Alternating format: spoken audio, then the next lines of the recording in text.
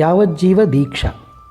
ఆదికాలంలో సురైభ్యుడనే మునికుమారుడు గురువు దగ్గర అధ్యయనం పూర్తి చేసి సౌజన్య అనే కన్యను పెళ్లాడి కొందరు శిష్యులను కూడా సంపాదించాడు.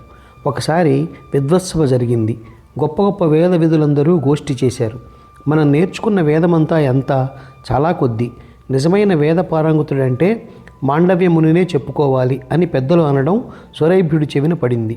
వెంటనే అతను మాండవుణ్ణి వెతుక్కుంటూ వెళ్ళి ఆయనకు శిష్యుడిగా చేరి మళ్ళీ అధ్యయనం ప్రారంభించాడు.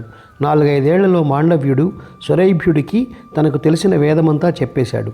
వేదమంతా ఇంతేనా లేక ఇంకా ఉన్నదా అని సురైభ్యుడు మాండవుణ్ణి అడిగాడు.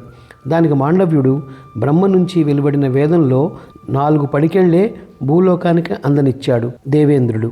అందులో 1 పిడికెడు నేను గ్రహించాను, మిగిలినవి భరద్వాజుడి వద్ద ఉన్నాయి అన్నాడు. ఇంకేం, సురైభ్యుడు భరద్వాజాశ్రమానికి పోయి ఆ మునికి శుశ్రూష చేసి ఆయనకు తెలిసిన వేదాలన్నీ నేర్చుకున్నాడు.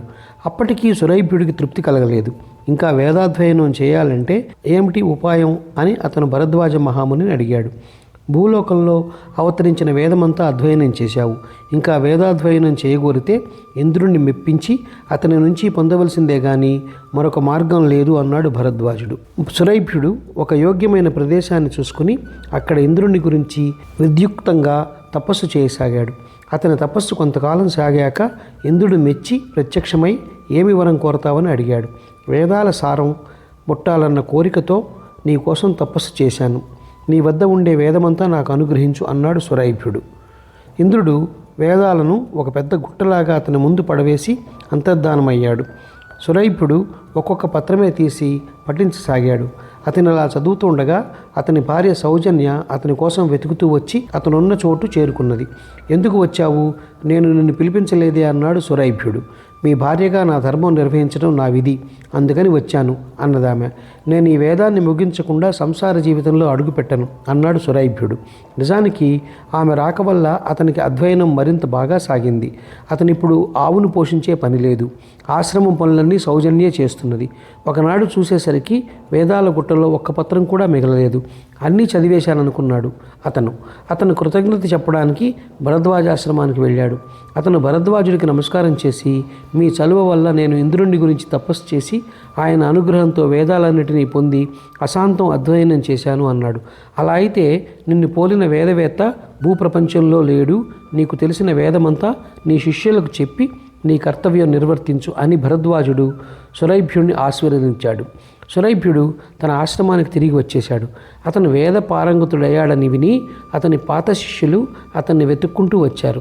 సురైభ్యుడు తన శిష్యుల చేత అధ్యయనం చేయించాలని ఇంద్రుడిచ్చిన వేదాన్ని స్మరణకు తెచ్చుకోవడానికి ప్రయత్నిస్తే 1 ముక్క కూడా జ్ఞాపకం రాలేదు. మాండవ్యుడి వద్ద భరద్వాజుడి వద్ద అధ్యయనం చేసిన వేదమే జ్ఞాపకం ఉన్నది. తాను చేసిన పొరపాటు సురైభ్యుడికి తెలియవచ్చింది. ఇంద్రుడిచ్చిన వేదాన్ని తాను చదివాడే గాని స్వరయుక్తంగా పఠించలేదు, అధ్యయనం చేయలేదు. తన పొరపాటు తెలుసుకుని సురైభ్యుడు పశ్చాత్తాపపడి తనకు ప్రత్యక్షం కావాల్సిందని వేదాలను వేడుకున్నాడు. వేదాల గుట్ట అతని ముందు తిరిగి ప్రత్యక్షమైంది.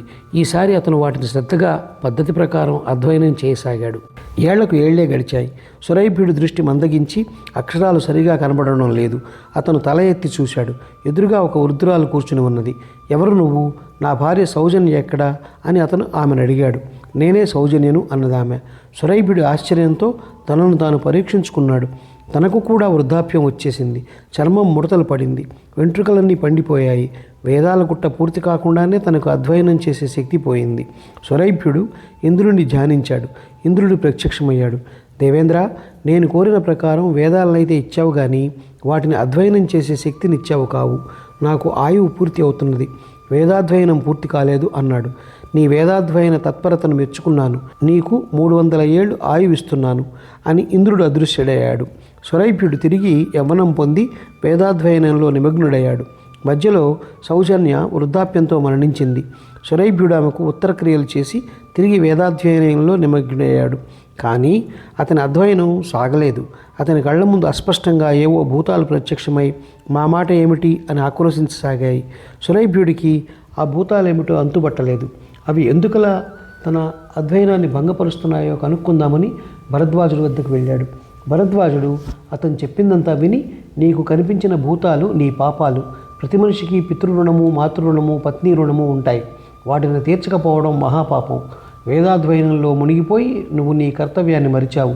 నీ భార్య జీవితాంతం దాకా నీకు సేవ చేసి అసంతృప్తితో మరణించి నీ శిష్యుడికే కుమార్తెగా పుట్టింది. నువ్వు ఆమెను పెళ్లాడి బిడ్డలను కని అన్ని రుణాలు తీర్చుకో. వేదాలు అనంతమైనవి. ఇంద్రుడు అనంతమైన ఆయుధాయం ఇచ్చినా నువ్వు వాటిని ముగించలేవు అని జ్ఞానోపదేశం చేశాడు. సురైభ్యుడు భరద్వాజుడి ఉపదేశాన్ని అనుసరించి పెళ్లి చేసుకుని గృహస్థ ధర్మాలు నెరవేర్చి తరించాడు. ఈ కథ నచ్చినట్లయితే షేర్, లైక్, సబ్స్క్రైబ్ చేసి పక్కనున్న గంట ఐకాన్ని కొట్టండి.